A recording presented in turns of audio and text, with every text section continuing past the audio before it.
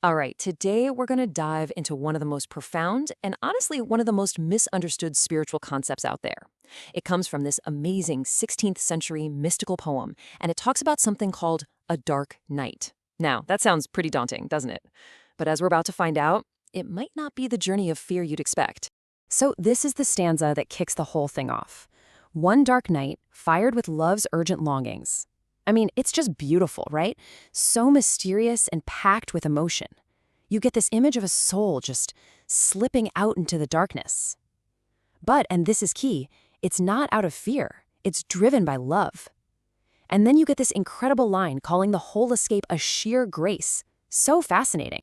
And right away, that just raises so many questions, doesn't it? I mean, what is this dark night? And where on earth is this person going? You can tell this is not your average late night stroll. The language is just screaming that something much, much deeper is going on here.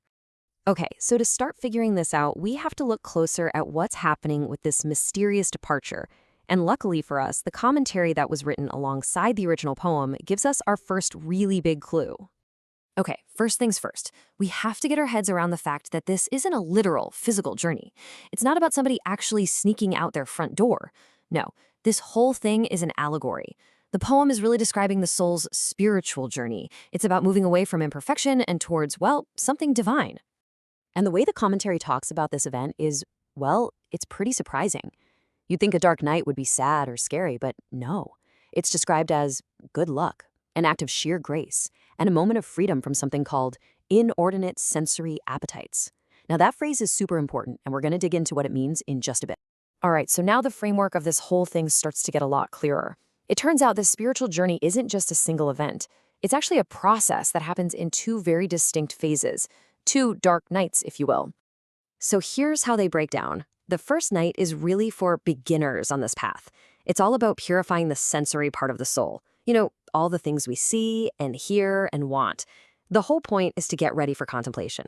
Then you have the second night. This is for the proficient, the folks who are further along. And this is a much deeper cleansing, a purgation of the spirit itself. And that is what leads to the ultimate goal, divine union. Now, for our purposes today, we're going to zero in on just that first stage, the night of the sense. You gotta understand this part because, really, it's the foundation for everything else that follows. So, what exactly is the soul being freed from? Well, remember that term appetite?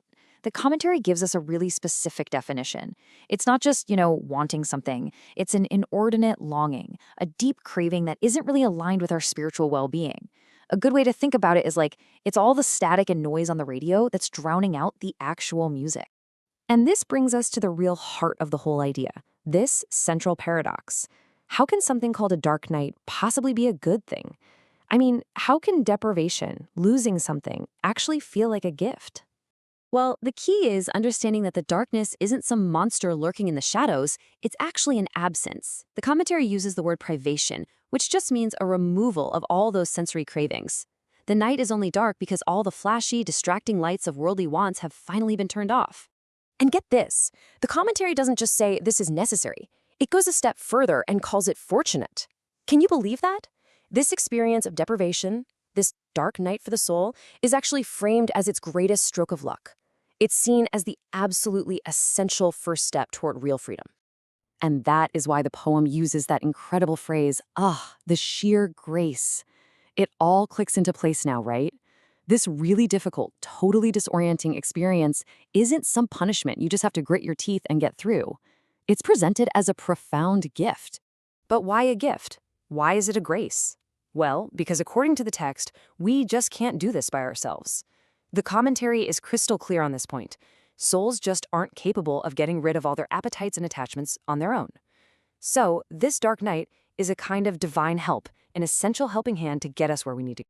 So you can really see the whole journey of the first night laid out here in 4 steps. First, you've got the soul basically trapped by all its appetites.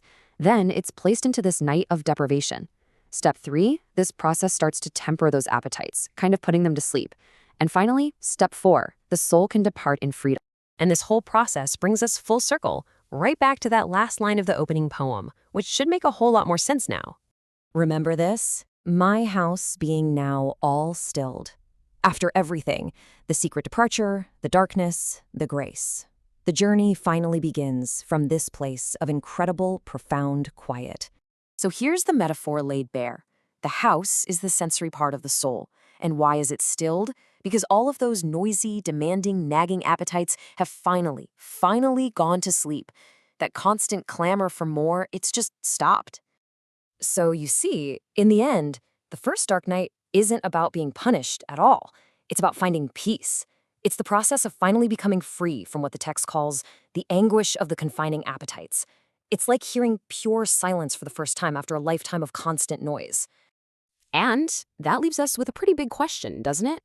If this is what it takes just to quiet down the senses, what in the world could be next? What happens in that second night? The one the commentary warns is even more obscure, dark, and dreadful. Well, that is a journey for another time.